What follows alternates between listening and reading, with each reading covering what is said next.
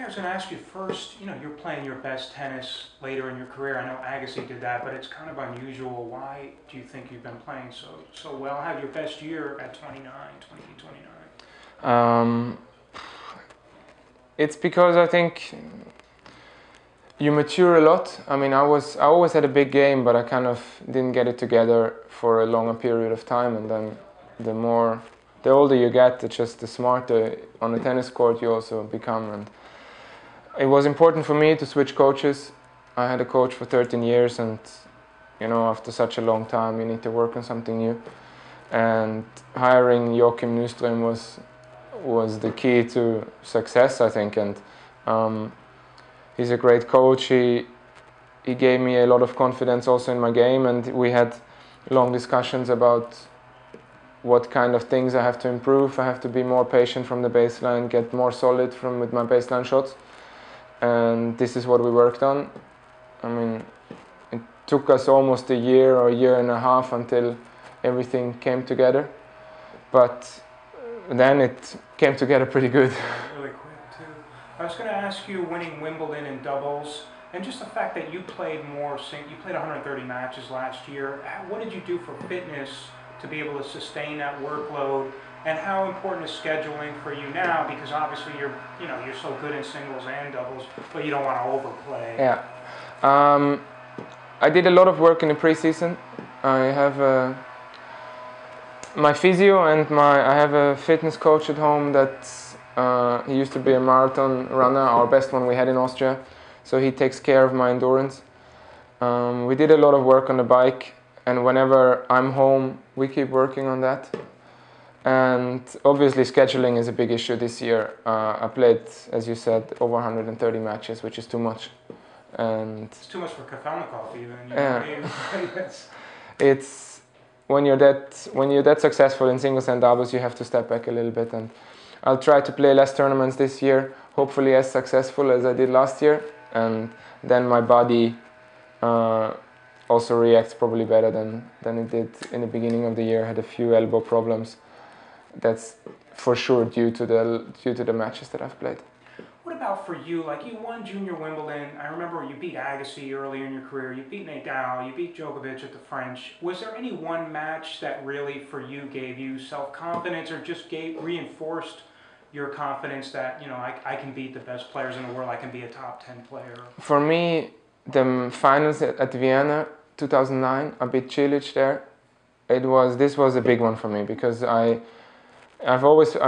knew I can beat the top guys, but coming down to one day at home against a really good guy, you need to perform well, and I did. I won in straight sets, dominating the finals, and this gave me a lot of belief in myself also, that I can really compete with the big guns, and also on a regular basis. And this is what I did last year. And then when you're there, you beat Djokovic, you beat Nadal, you go out there and have the belief, okay, I belong there. And that changed a lot. This is for sure the thing that was missing before. What about for you at this point in your career? You've played so long and you've accomplished a lot. What gives you the greatest joy or satisfaction about playing now? I don't know. The Monday that I became top 10 was probably the best Monday of my life. It's tough to pick out certain matches. Every match is different, and the emotions you go through, it's just, you cannot compare it. I mean, I won a Davis Cup battle against Simon, 4 hours 20 on clay, 5-setter.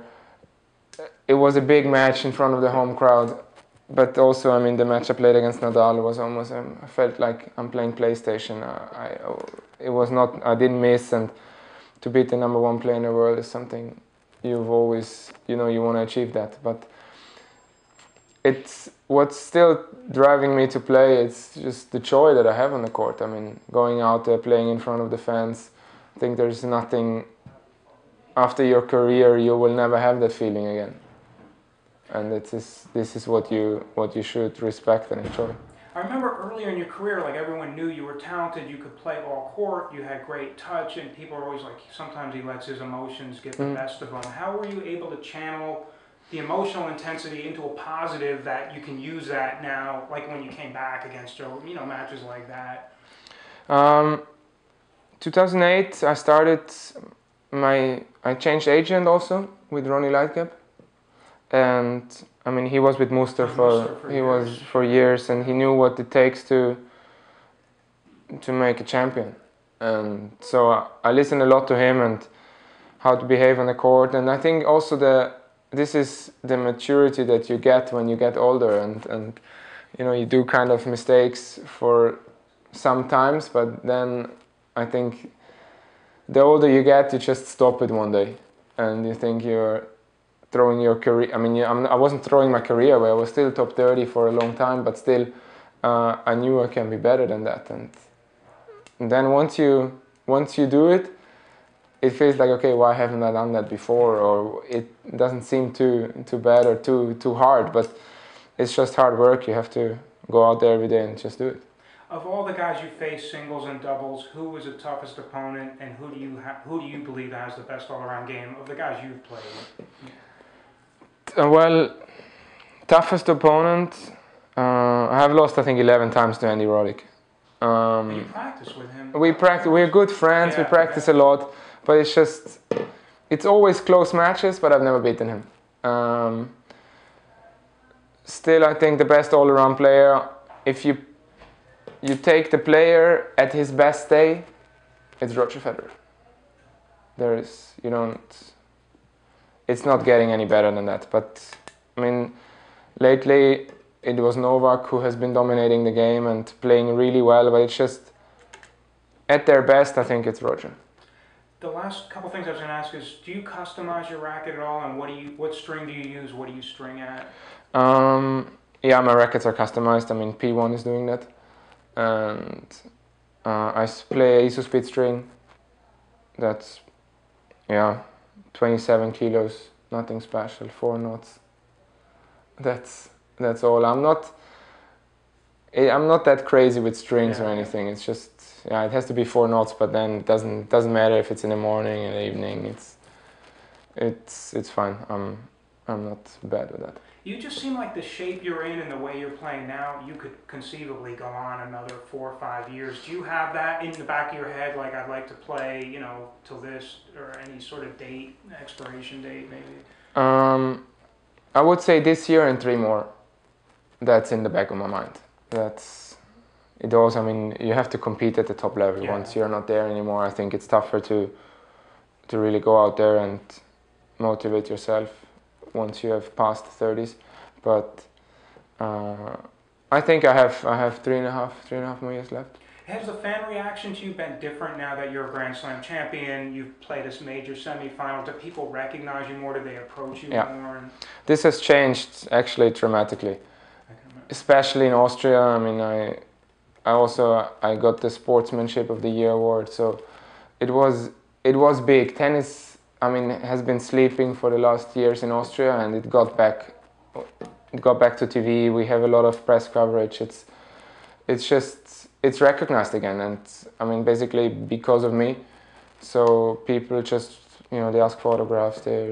It's nice. I mean, it's something it comes with a success, and you want to have success, so you don't complain about it. Last question, after your playing career is over, would you want to get into either management, coaching, and commentary? Would you like to stay in the game, or do you see yourself taking time to separate yourself? For sure, I'll take time to separate. I think a year or something, but then I want to stay in sports. Does not necessarily have to be tennis, but some ball sports. Yeah. Thanks so much, Jurgen. No worries. Appreciate it. Thank you very much.